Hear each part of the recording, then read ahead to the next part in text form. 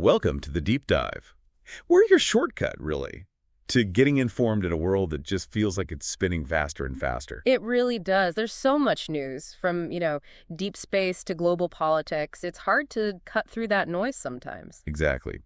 But that's what we're here for. We've sifted through a whole stack of sources, your deep dive material, basically. And we're going to unpack the big stuff, maybe find some surprising facts, those aha moments that, help it all make sense. Get you informed quickly, but also thoroughly. Today, wow, we've got quite a mix. We really do.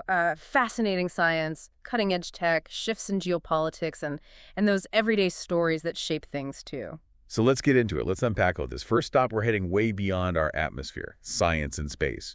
And first up, this one might just flip your assumptions about our own solar system. It's about Uranus. Yeah, new research. This is a joint effort between NASA, that's the National Aeronautics and Space Administration, and Oxford University over in the UK.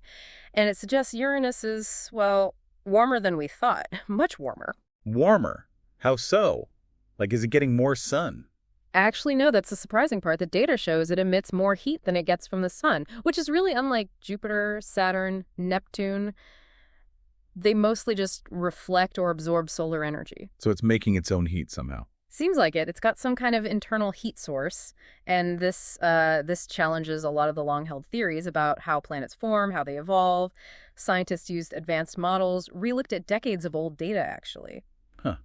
So what does this internal heat mean, practically? Well, it could be a huge clue, not just for understanding our solar system's, blueprint, but also for figuring out distant exoplanets. A lot of those exoplanets are ice giants, similar in size to Uranus, so maybe they have internal heat too. It affects things like habitability, evolution. It's a pretty big deal for planetary science. Wow.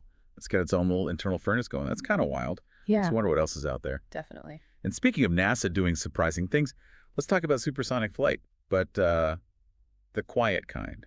Yes, the X-59, NASA's quiet supersonic aircraft. It's just started taxi tests out at U.S. Air Force Plant 42 in Palmdale, California. Taxi tests. Yeah. So not flying yet, but getting close. Getting very close. This is a really pivotal step for their QUEST mission that stands for Quiet Supersonic Technology. And their goal is, well, it's audacious. They want to turn that deafening sonic boom. Yeah, the thing that stops supersonic planes flying over land. Exactly. Turn that into just a mere thump, like a soft thump you barely notice. A thump instead of a boom. Seriously. That's the ambition. Imagine the data from these tests, these taxi tests right now, it's going to be crucial. It'll help inform regulators, figure out what noise level is actually acceptable for commercial supersonic flights over land in the future. If they pull that off. Yeah. Wow. Faster flights without shaking everyone's windows? Sign me up. It could genuinely revolutionize air travel, cut flight times dramatically. Okay, keeping with NASA. Yeah. They're also about to peer right into the sun's heart. Sounds intense. It does, yeah. It's the SNIF mission, Solar Eruption Integral Field Spectrograph. It's set to launch this week, July 18th, from White Sands Missile Range in New Mexico, here in the U.S. SNIFs. Okay, what's it looking for? Its main job is to explore the energy and dynamics of the sun's chromosphere. That's this really vital, super active layer between the sun's surface we see and its outer atmosphere, the corona. And why the chromosphere? Because it's key to understanding solar activity. Things like solar flares, coronal mass ejections, the stuff that directly impacts space weather here on Earth. The events that can mess with satellites, power grids, communications. Right, space weather. Yeah. Increasingly important. Absolutely. And what's also great about this mission is that it's giving real hands-on experience to students, early career researchers. That's fantastic. Getting them involved in launching rockets to study the sun. Very Kills that next generation of space scientists, Definitely. And hey, if all this space talk makes you want to just look, quick heads up for your calendar, the Perseid meteor shower. Ah, yes. The Perseids 2025. They're going to be bright, active, streaking across the night sky for the next 5 weeks or so. It's a really great chance to see a proper celestial spectacle. One of the best showers of the year, usually. Nice. Okay, mark your calendars for some shooting stars. Now, when we're talking about space achievements, let's celebrate a pretty sweet milestone. Literally. Ah, you mean NASA astronaut Anne McClain. That's the one. She just hit 200 cumulative days in space aboard the International Space Station, the ISS. A huge achievement. And celebrated, I hear, with a hamburger-shaped cake. Apparently so. A bit of fun up there. A fun moment for some very serious work, though. McLean and the whole Crew 10 mission crew, her crewmate Nickel Ayers just did a spacewalk recently too, May 1st. They're doing absolutely vital science up there. Right, it's not just floating around. What kind of science? It's all about preparing for human exploration beyond low Earth orbit. So understanding how long-duration spaceflight affects the body, developing ways to counteract that, testing new tech, all essential stuff for future missions to the moon, and eventually Mars. Preparing for Mars, fueled by hamburger cake. I like it. The data they gather is invaluable, truly. And speaking of NASA data, Yeah. there's a big opportunity coming up for people, innovators really, to get involved using that data. Yes. The 2025 NASA International Space Apps Challenge, it's their annual hackathon. The theme this year is Learn, Launch, Lead. Space Apps Challenge. Yeah. What does that involve? Basically, anyone, innovators, tech folks, students, anyone can join teams. They work with NASA scientists and technologists and use NASA's massive open data archives to create real tools, real solutions. What kind of challenges? Oh, incredibly diverse. Things like creating machine learning models, maybe designing sustainable recycling systems for Mars, or using satellite data to evaluate local air quality right here on Earth. Really practical stuff. And does it lead anywhere? Like real-world impact? Absolutely. There was a former winner, Dr. Yoseline Angel Lopez. Her team built a web app prototype using satellite data for agriculture. And Colombia's Ministry of Agriculture actually adopted it. So yes, tangible benefits globally from open data. That's fantastic. Real solutions from open collaboration. Okay. Shifting focus now, from space bodies to human bodies. A really incredible health breakthrough. This is truly remarkable. A huge leap in reproductive medicine, potentially. Scientists have successfully used DNA from 3 individuals. 3. To protect babies from a rare hereditary disease. 3-person IVF. How does that even work? Essentially, it's an innovative in vitro fertilization, or IVF, technique. They've had 8 healthy babies born now without these inherited conditions. It means these kids are protected from some really devastating genetic disorders right from birth. How? What's the mechanism? They replace the mother's faulty mitochondrial DNA, that's the energy-producing part of the cell, with healthy mitochondrial DNA from a donor.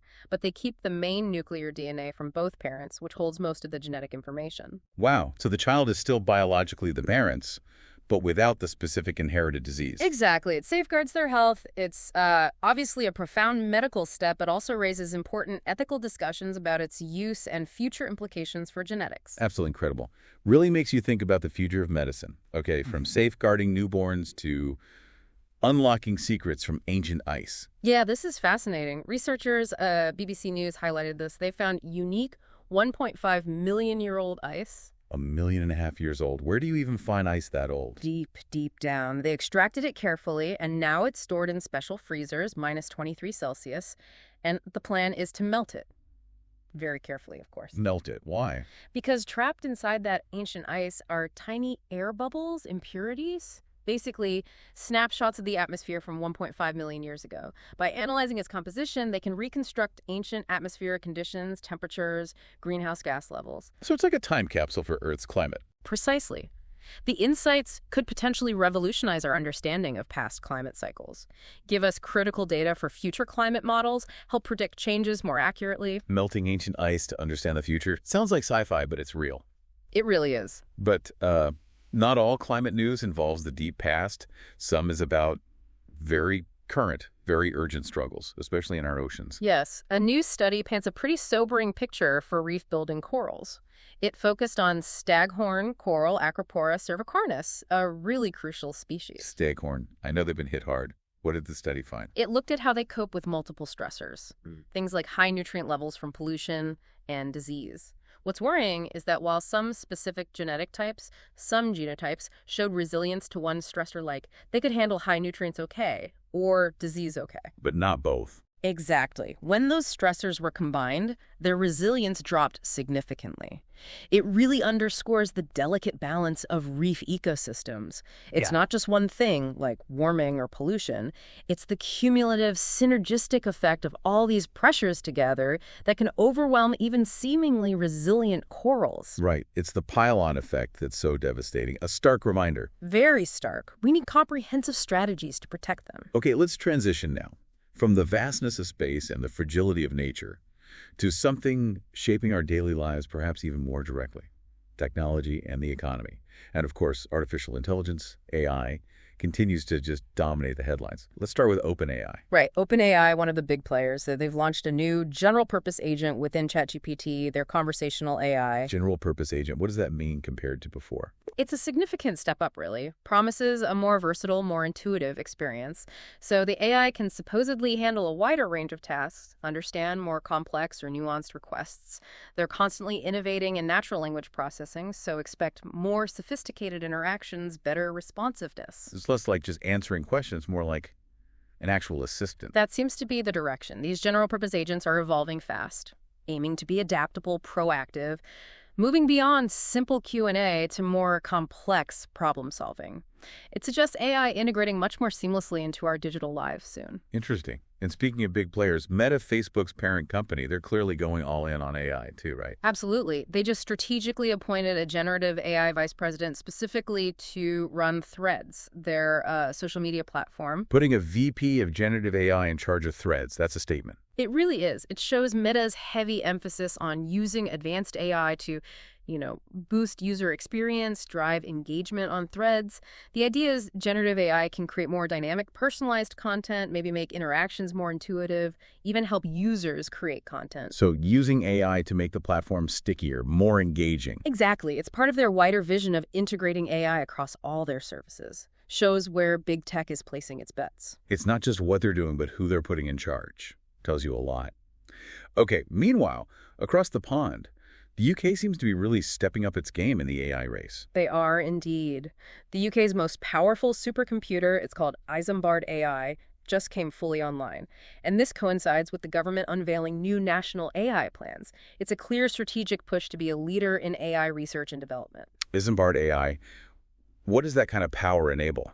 Massive computing power like that is crucial for training and running really complex AI models, tackling big challenges in science, medicine, industry. It helps solidify the UK's position globally. And some companies are already seeing, well, bottom line benefits from AI, right? Like Netflix. Yeah, Netflix, the streaming giant. They apparently used AI effects for the first time ever to cut production costs. How? On a production called The Eternauts.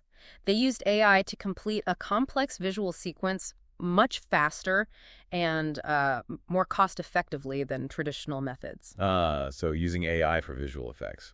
Makes sense. It really highlights the immediate practical potential for savings in industries like entertainment, where VFX can be incredibly expensive and time-consuming, a glimpse of how AI will increasingly streamline production. Cost-cutting AI. That could really change the economics of making movies and shows. Definitely. And in this super competitive global AI race, some companies are looking for shortcuts, maybe. Like Perplexity AI seeing India as strategic. That's a fascinating angle. Perplexity AI apparently views India as a strategic shortcut in its competition, specifically against OpenAI. A shortcut? It highlights India's growing importance, really. Perplexity sees potential in leveraging India's huge talent pool engineers, tech ecosystem to gain advantages, speed to market, innovation. It shows how countries beyond the usual tech hubs are becoming absolutely pivotal in shaping AI's future, tapping into global talent for a competitive edge. Makes sense. But it's not all smooth sailing in AI development, is it? We hear about user frustration, too. No, definitely not always smooth. There's that often unseen side. For instance, Anthropic, they make the Claude AI model. They've apparently been tightening usage limits for their Claude Code tool, but without clearly telling users. Pulling back access without warning? That's not good. It's a real problem. It leaves users unable to plan if they rely on it. They don't know when or why their access might be cut off. It raises big questions about the balance between rapid development and, user experience, user trust. As these tools get more integrated into work, unannounced changes are really disruptive. Yeah, if you depend on a tool for your job and suddenly it's restricted, that's a huge issue. Need better communication there. Definitely. Okay, let's shift gears slightly. Still digital, but more about connectivity itself. Seems like it's under strain in different ways. We are seeing shifts, like Twitch, the live streaming platform. They're testing vertical video streams now. Vertical video, like TikTok style, but on Twitch. Pretty much. It's a direct move to improve the viewing experience for their massive mobile audience, adapting to how people consume video now, which is increasingly vertical on phones. Everyone watching everything on their phones, right? Yeah. Makes sense platforms have to adapt. It's where the eyeballs are. And for Android users, Always little tweaks and updates happening. Yep, the latest Android 16 QPTAR1 quarterly platform release 1 beta 3 update is out. It's bringing back colorful weather icons, tweaking the search bar a bit, and, importantly, fixing 9 major bugs on Google Pixel devices. Small improvements, but they add up. Keeps things running smoothly. Incremental refinement, exactly. But on a much, much more serious note, internet shutdowns in Russia. That sounds alarming. It is, yes. An alarming trend of cell phone internet shutdowns seems to be sweeping across various regions of Russia. It's a further restriction on net freedom there. Why are they doing it? The official reason given by Russian authorities is to counter Ukrainian drones, which have been targeting Russian territory more frequently. But these shutdowns are affecting huge areas from the border with Ukraine way out to Siberia and the Far East. And what's the impact on ordinary people? Profoundly disruptive. People unable to pay for groceries electronically, having to use cash again, relying on old paper maps because navigation apps don't work. It's a really stark example of how geopolitical conflict directly undermines digital connectivity and severely impacts everyday life and freedoms for millions. Wow. Can't even use Google Maps. That really brings home the consequences. Okay, let's pivot to business and markets. A lot happening there too. Some struggles, some booms. Starting with a tough one. The shuttering of Coca-Cola, a VC-backed beauty brand. Venture capital-backed, popular, raised over $3 million. Raised millions and still closed. Why? It really prompts questions about the challenges startups face, even with good funding and seemingly strong products. Competitive markets are just brutal. Scaling is incredibly hard. A tough reminder. The startup world is unforgiving. Very. But turning to Wall Street in the U.S., Mm. things look brighter there, more bullish. Yes, Wall Street's seeing a positive trend right now. Stocks are generally up after the latest economic data and good company earnings reports. The Nasdaq National Association of Securities Dealers automated quotations hit a new record high, and the Dow Jones Industrial Average and the S&P 500, the Standard & Poor's 500 are aiming for records too. What's driving that? Mostly attributed to robust economic data, strong consumer strength, people are spending. It suggests the U.S. economy is pretty resilient despite, global uncertainties. Good sign for the U.S. economy then. Yeah. Now moving from traditional markets, Yeah. cryptocurrency. Sounds like a landmark moment. Potentially, yes. The U.S. House of Representatives just passed 3 significant crypto-related bills. One's heading straight to President Trump's desk. 3 bills, what do they cover? It's being hailed as a historic win for the crypto industry. One key bill is the Genius Act. Focuses on consumer protection for stablecoins, those cryptos pegged to assets like the dollar. Another creates a new market structure for digital assets, aiming for regulatory clarity. And a third one actually prohibits the U.S. from issuing a central bank digital currency, a CBDC. Wow, prohibiting a U.S. digital dollar. That's significant. Bipartisan support. Notably, yes. Shows crypto's growing importance. But there's still criticism, of course. Concerns about the regulatory frameworks, potential for corruption, the usual issues in fast-growing financial sectors. Big step for crypto regulation, but the debates continue. Okay, sticking with government interactions. The Federal Reserve Chairman, Jerome Powell, defending a big renovation bill. That's right. Chairman Powell gave a detailed response to the White House about the $2.5 billion renovation of the Fed headquarters. $2.5 billion. Wow. What was the issue? The White House was inquiring. Powell defended it as essential for the institution's long-term function, security. It kind of sheds light on the dynamic, maybe sometimes tense, relationship between Powell and the Trump administration, given past scrutiny over spending and monetary policy. Bit of bureaucratic back and forth there. Yeah. Now let's look overseas. A big challenge in Indonesia. Youth unemployment. A very significant challenge, yes. Indonesia's got around 44 million young people, and they're struggling to provide stable, well-paying jobs for them. Youth unemployment is high, around 16%. That's more than double neighbors like Thailand or Vietnam. It's causing pessimism among young Indonesians. What are the root causes? Factors include rigid labor laws that maybe discourage hiring, poor wages generally, and lots of people working in the informal sector, no security, no benefits. There's an example cited of a law graduate, Andreas Hutapia, who struggles to find a stable career, has to work in his parents' shop, take side gigs, despite his education. Huge demographic challenge for Indonesia. 16%. That's massive. Huge potential for instability if not addressed. Okay, turning to something affecting shoppers directly. Buy now, pay later. New rules coming in the UK. Yes, new affordability checks for buy now, pay later services are set to come into force next July in the UK. Affordability checks. So they'll check if you can actually afford the repayments. Essentially, yes. Aimed at protecting consumers from getting into unmanageable debt, which has been a growing concern with these schemes. But it could potentially block some shoppers, maybe those with weaker financial histories. Interestingly, lenders get some flexibility in how they implement the checks. That'll be key to watch. Balancing act then. Consumer protection versus access. Important change. Definitely. Now, Japan.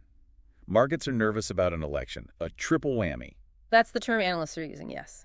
Japanese markets are bracing for potential instability, a possible triple whammy, if this weekend's election leads to a dramatic political shift. What kind of shift? And why a triple whammy? An unexpected change in power, basically. It could introduce a lot of uncertainty about future economic policies, fiscal plans, regulations, and markets hate uncertainty. Could trigger volatility, sell-offs. Right. Stability is key for markets. Okay, final one in this section. Tesla, making its move into India. Yes, Tesla has officially entered the Indian market, launching the Model Y. Price tag is around $70,000 US. 70,000. That sounds high for India. What challenges do they face? Significant ones. Very high tariffs on imported cars, making them much more expensive locally. Stiff competition from global rivals and increasingly strong local EV makers. Plus, infrastructure limitations, charging networks are still developing.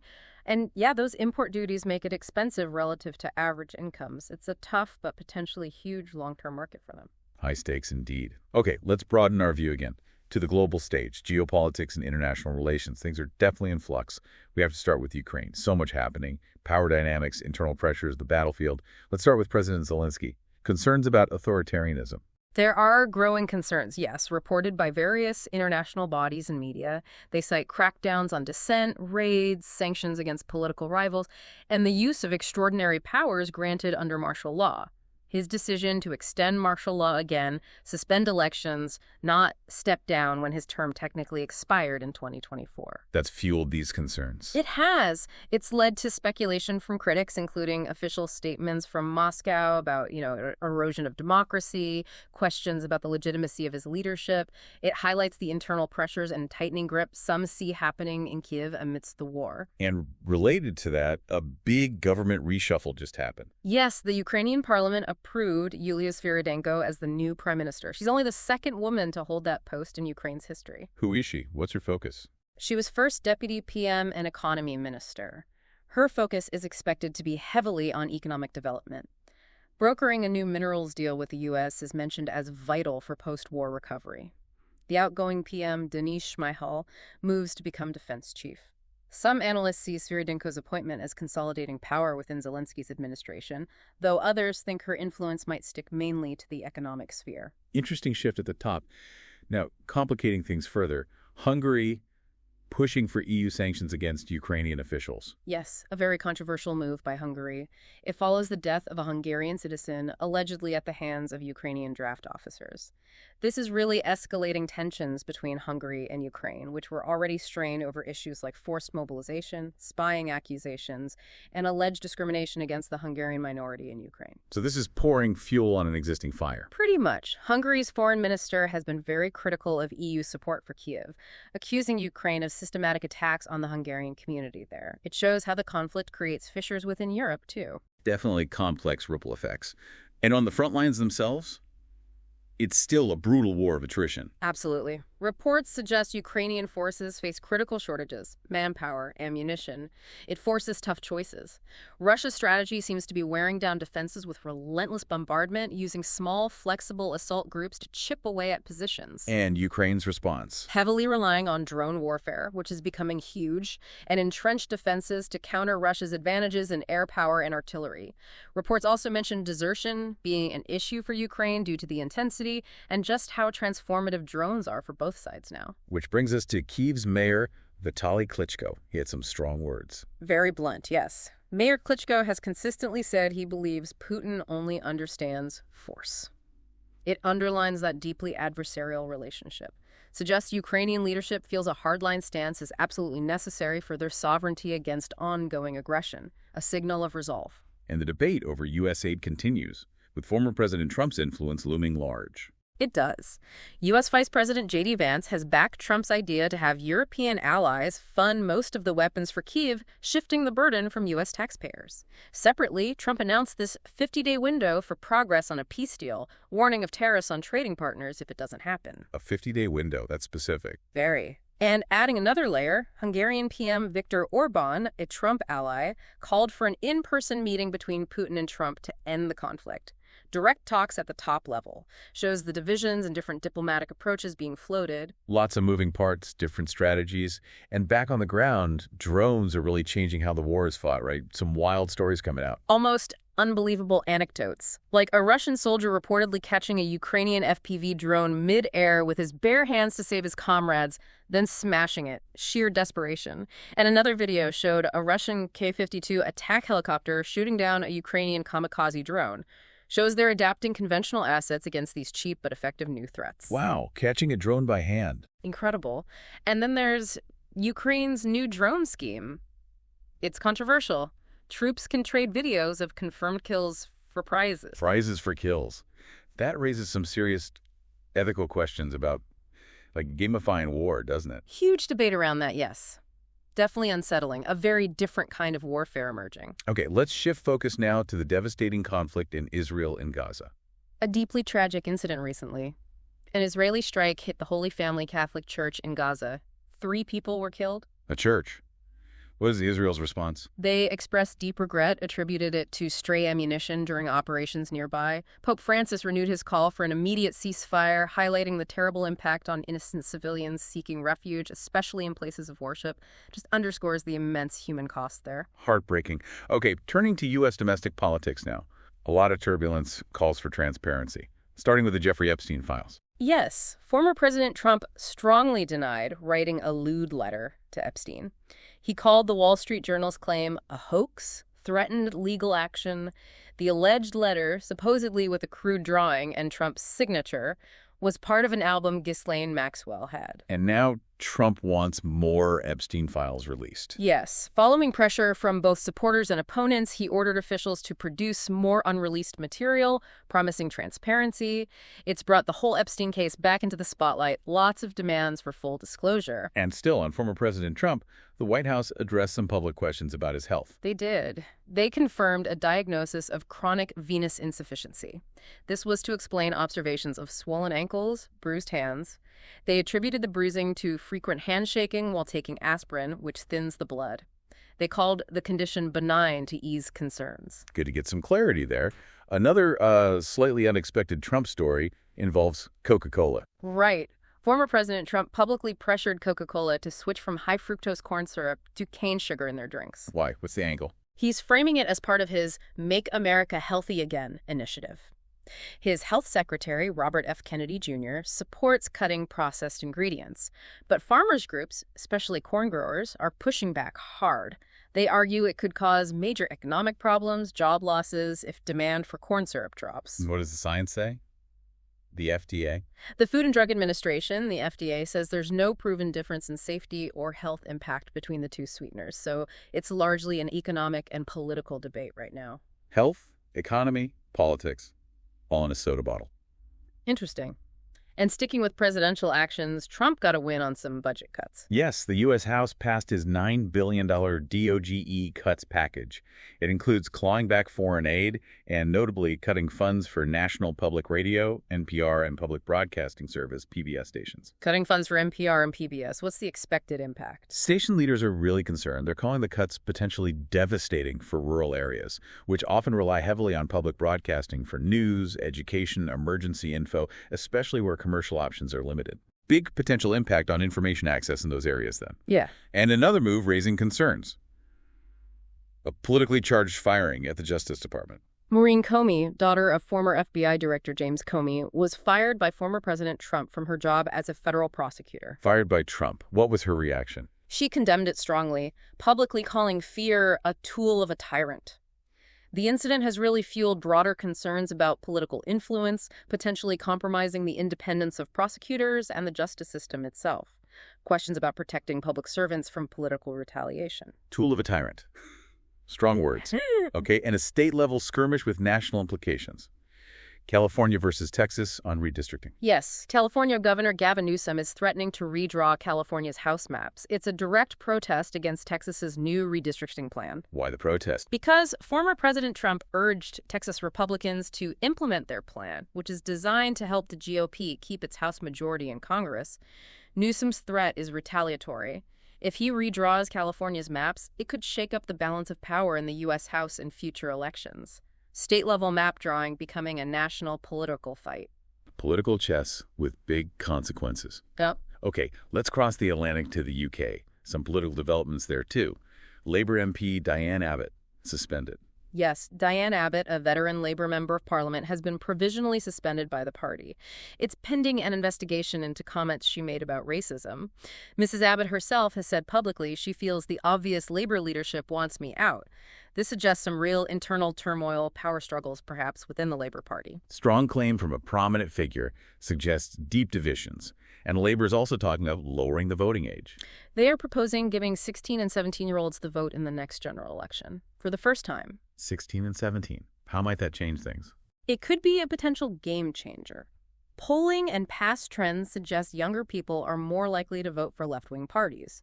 So enfranchising them could actually translate into real election results, potentially shifting the electoral landscape by adding a demographic that leans left. That would be a significant change to UK democracy. And on the diplomacy front, UK-Germany, planning a direct train to Berlin. That sounds nice. It does, part of a new UK-Germany treaty proposal. It coincides with German Chancellor Friedrich Merz's first official visit to the UK. During his visit, Merz made some interesting comments, highlighting concerns about Europe potentially free riding on the U.S. for defense. Free riding. What's the implication? It signals that recurring push for greater European autonomy in defense. Europe taking more responsibility for its own security, not just relying on the U.S., a big theme in transatlantic relations. Interesting comment on Europe's defense future. Okay, let's look at broader global power dynamics and regional issues, starting with France pulling back in Africa. Yes, a significant move. France has officially withdrawn from its last military bases in Senegal. It marks the end of a 65-year military presence there. 65 years. Why now? It signifies a real shift in French influence, especially after several other former French colonies in the Sahel region recently kicked out French troops. It reflects a broader trend of former colonies asserting full security sovereignty, reducing reliance on former colonial powers. A big moment in post-colonial relations. A new era for security in those regions, potentially. And in Central America, a worrying crackdown in El Salvador. Anti-corruption group fleeing. Deeply concerning, yes. The top anti-corruption group, Cristal, has fled El Salvador. They cited fears of persecution and a lack of impartial trials under President Nayib Bukele's government. Other human rights groups are planning to leave too, fearing legal harassment and surveillance under the ongoing state of exception Bukele implemented. Critics say it grants abuse of powers and suppresses dissent. Very worrying for human rights there. Back to Africa. Oh. A leaked UN report blaming Rwanda and Uganda for involvement in the DRC conflict. Yes. A leaked report by United Nations experts. It explicitly accuses Rwanda of commanding the M23 rebels in the Eastern Democratic Republic of the Congo, and it accuses Uganda of significantly increasing its military presence inside the DRC. It highlights widespread rights violations by all sides. So the UN is directly blaming neighboring countries. Directly blaming them for exacerbating the devastating crisis. Despite denials from Rwanda and Uganda, the report suggests sustained support for M23 unilateral troop movements. It jeopardizes peace efforts and points to complex regional dynamics, including, fighting over the DRC's vast natural resources. Serious accusations could further destabilize things. Meanwhile, Germany is resuming deportations to Afghanistan. That sounds ethically complicated. Extremely complicated. Germany has resumed deportations. A recent flight returned Afghans who'd failed asylum claims. A&D had criminal convictions in Germany. The German government faces domestic pressure to increase deportations, especially for those with violent pasts, citing security. But it raises huge ethical and humanitarian questions about sending people back to a country facing severe security issues, political instability, and a humanitarian crisis under the Taliban. A definite shift in German policy under pressure. Very difficult situation with real human impacts. And in the Mediterranean, Cyprus reunification efforts stalled again. Seems so. UN-backed talks failed to get a deal on new border crossings, highlights the lack of progress in reunifying the divided island. Even though there were agreements on some trust-building things like demining youth committees, the core issues remain intractable. What are the core issues? Things like property rights for people displaced decades ago and the future military presence on the island. Huge differences still exist, making a lasting solution incredibly difficult, despite decades of trying. Still a long way to go there, it seems. And North Korea. Backtracking on tourism. Suspending access to a new resort. Surprisingly, yes. They've suspended foreign tourist entry to a newly opened beach resort that Kim Jong-un himself had praised as a big success. No specific reason given, but it definitely dims prospects for that complex and for North Korea's limited efforts to attract international visitors. Signals some kind of internal or external pressure, perhaps. Quick reversal on a showcase project. Interesting. Now, China's geopolitical strategy, focusing on cooperation with Russia and India, and protecting resources. Yes, China expressed readiness to advance trilateral cooperation with Russia and India, the RIC format, they call it. Russia, India, China. Their foreign ministry spokesman said this serves their interest and contributes to global peace and stability by challenging, in their view, the unipolar world order led by the U.S. Challenging the U.S.-led order and protecting resources. Also, yes, China's spy agency publicly vowed to crack down hard on foreign espionage attempts, specifically targeting efforts to steal rare earths, those minerals vital for high-tech. Shows a heightened focus on protecting strategic resources and IP as national security. Clear signals on alliances and resource security. Finally, in this section, Brazil pushing back hard against U.S. tariffs. Very hard. Brazilian President Lula da Silva strongly criticized former U.S. President Trump's announcement of a 50% tariff on Brazilian imports. Lula said, quite pointedly, that Trump is not emperor of the world and vowed Brazil would give an appropriate response. Not emperor of the world. Wow. Strong words. Definitely signals escalating trade tensions. Brazil asserting its economic sovereignty, pushing back against what it sees as arbitrary and damaging U.S. measures, shows emerging economies are less willing to just accept protectionism. A sign of shifting global trade dynamics. Okay, let's move now to some societal impacts. Headlines giving glimpses into daily life, public health, justice issues around the world, starting with just a terrible tragedy in Iraq, a mall fire. Yes, a horrific fire in a busy Iraqi mall. Tragically, at least 61 people died. The scale of it just shocked the country. It immediately raised critical questions about safety standards, building codes, emergency response in public spaces there, prompted investigations. Awful. A tragic reminder about safety regulations, shifting to public health, a concerning outbreak in Florida, and a warning for kids in the UK. In Florida, yes, a deadly outbreak of flesh-eating bacteria. It's claimed 4 lives. Public health officials are very concerned, issuing warnings about prevention, especially for people with open wounds or weaker immune systems. Flesh-eating bacteria. Scary stuff. And the UK warning about slush drinks. Yes, the Food Standards Agency, the FSA, in the UK warned that children under 7 should avoid iced slush drinks completely. It's due to a chemical they contain. In large amounts, it could potentially cause health issues for young kids. Just a protective measure for popular drinks. Important warnings for parents there. Okay, turning to the justice system. Seems like it's constantly under scrutiny everywhere. Several big developments. In Idaho, in the U.S., a judge lifted the gag order in that high-profile Brian Kohberger quadruple murder case. The University of Idaho stabbings. Why lift the gag order now? Because Kohberger pleaded guilty. So, no trial is planned. This allows legal and police officials to finally speak publicly about the case details, which were kept under wraps, bring some transparency to a case that gripped the nation. Right. Guilty plea means no trial. Okay. But in another case, the U.S. Justice Department is asking for a very short sentence. The Breonna Taylor raid case. Yes, very controversially. The DOJ is requesting just a 1-day prison sentence for an ex-officer convicted in the Breonna Taylor raid in Louisville, Kentucky. Taylor's death sparked huge protests against police brutality and racial injustice back in 2020. This lenient request has reignited debate about police accountability, especially in fatal incidents and ongoing racial disparities in the justice system, especially since the charge could carry a life sentence. 1 day.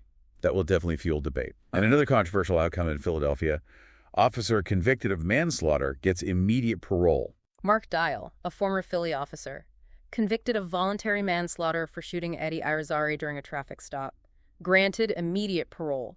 This drew immediate, strong condemnation from the city's DA, the victim's family, again raising questions about accountability and perceived fairness when police use deadly force. And in London, budget cuts hitting policing directly. closing front desks. Yes, the Metropolitan Police plan to close half their public front desks across London, down from 37 to 19, and reducing 247 operations, too.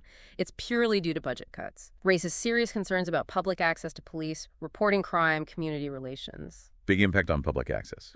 And speaking of institutional problems, a report about a jail illegally holding inmates past their release dates. A deeply concerning report, yes. A cockroach-infested jail illegally detained 130 inmates past their official release dates just in the last 6 months.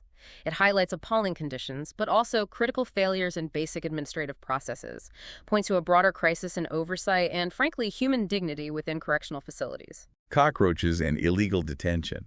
Sounds awful. Systemic failures. Okay, shifting to a really unique and troubling story from China. A Chinese university expelled a female student, the reason, damaging national dignity because she had a relationship with a foreigner. Expelled for dating a foreigner. Seriously. It sparked huge debate on social media in China and internationally about institutional interference in personal lives, where national dignity ends and individual freedom begins, state control over private relationships, especially involving foreigners. Truly astonishing reason for expulsion. Raises major questions. Okay, quick legal updates on financial figures. Mark Johnson, a former HSBC trader, he finally had his fraud conviction overturned. He'd been fighting it since 2017 to establish his innocence. A significant personal win after a very long, complex legal battle highlights the challenges in white-collar crime cases. Okay, let's turn to environmental strain and natural disasters. Seems like the planet is really feeling the pressure. We're seeing alarming trends. In the UK, serious pollution incidents by water companies jumped 60% last year, the highest number ever recorded. 60% increase. That's huge. What's causing it? Points to major issues with infrastructure, regulation, corporate responsibility in the water industry. Really concerning for UK waterways and public health. Definitely. And speaking of water, or lack of it, hose pipe bans in parts of the UK. Yes, a temporary hose pipe ban affecting over 1.4 million customers in Kent, East Sussex, West Sussex. Implemented to manage water usage during prolonged dry conditions, highlights the impact of climate change, drier weather patterns on water resources, and the need for conservation. Direct impact of environmental stress on daily life. And devastating monsoons hitting Pakistan. Tragically, yes. Dozens killed as a very heavy monsoon season continues. Widespread flooding, hundreds of houses destroyed, over 150 lives lost so far. Punjab province hit hard. It's worsened by climate change, impacts more intense rain, and poor infrastructure that just can't cope. River levels rising sharply, mass evacuations. Just horrific. The human cost of these climate-related disasters. And similar extreme weather in South Korea. Yes, 4 dead, 1,300 evacuated there due to record heavy rains causing landslides and flooding. Authorities raised the disaster alert to the highest level, underscores the severity and the global challenge of adapting to these more extreme weather patterns everywhere. Climate impacts making headlines worldwide. Okay, let's try to lighten the mood slightly with some sports headlines. The one is quite serious. Starting with that serious one. Ruth Chepngetich, the women's marathon world record holder, provisionally suspended by the Athletics Integrity Unit, the AIU. Suspended? Why? For a banned substance, hydrochlorothiazide. Big news in athletics. Raises serious concerns about doping, fair play, integrity in elite sports. Huge blow for her in the sport. Okay, cricket now. Changing the county championship. Fewer games. The Professional Cricketers Association, the PCA, is recommending reducing it from 14 games to 12. They see it as the best way to safeguard player welfare, address burnout from demanding schedules, and also potentially enhance standards by allowing more recovery and training time. Player welfare. Definitely a growing focus in pro sports. Now, some thrilling football news. England versus Sweden. Or soccer, yes. England had a dramatic comeback, beat Sweden on penalties in the Euro 2025 quarterfinal. Absolutely thrilling. Described by some as the greatest and worst shootout of all time. Just a roller coaster, nail-biting finish that had fans glued to their seats. Sounds like a classic. Okay, finally, let's hit some entertainment news. TV shakeups, passings, movie buzz. Big news from CBS. They've announced the cancellation of The Late Show with Stephen Colbert, citing a financial decision. Colbert canceled. Wow. When does it end? Scheduled to end in May 2026. It's caused quite a shock, lots of reactions from public figures, and inevitably speculation about potential political reasons, given Colbert's often critical humor. A major shakeup for late-night TV. Definitely a big change in the late-night landscape. And sad news, we lost a music legend. Yes, the passing of Connie Francis, legendary 1960s pop singer at age 87, known for huge hits like Pretty Little Baby, Who's Sorry Now, just an incredible legacy of music. End of an era for a true icon. True icon indeed. And movie fans are buzzing about The Odyssey. Tickets selling out fast. Incredible buzz, yes. Image maximum 70mm tickets for The Odyssey are selling out instantly at major chains like Regal, AMC here in the U.S. Scalpers are already listing resale tickets for over $200. Shows extraordinary demand and anticipation. Suggests a massive cinematic event is coming. $200 for a ticket. Wow, that's serious hype. People want that big screen experience. Seems so. And finally, festival news from Belgium. Tomorrowland had a fire. But they're rebuilding? Yeah, a fire destroyed their original main stage just days before the festival. Devastating. But organizers are rapidly planning to build a completely new one. As tens of thousands of campers are already arriving on site, it's an amazing display of resilience, logistics, determination to make the show go on despite a huge setback. Shows how adaptable that industry can be. So there you have it. Another pretty comprehensive deep dive into the story shaping our world right now. It really covers the gamut, doesn't it? From cosmic discoveries like Uranus's internal heat to the complexities of coral resilience. To the sheer speed of AI development, the constant shifts in global diplomacy, trade tensions. You've journeyed through a lot of complex reports, surprising facts, analysis, all distilled to give you that, informed edge. We saw how a sonic boom might become just a whisper, how global power plays out in internet shutdowns and tariffs. And here's the thing, right? In a world where information just flies around, where narratives get shaped so easily, what stands out most to you listening? How do you keep discerning what's truly impactful from just the sheer noise? And maybe more importantly, how do you use that knowledge? How do we make sense of our own place in this constantly evolving global picture? It's not just knowing what's happening. It's understanding why it matters and how that knowledge can actually empower you. Something to definitely ponder as you navigate the news this week. Until next time, stay curious, stay informed, and keep digging deeper.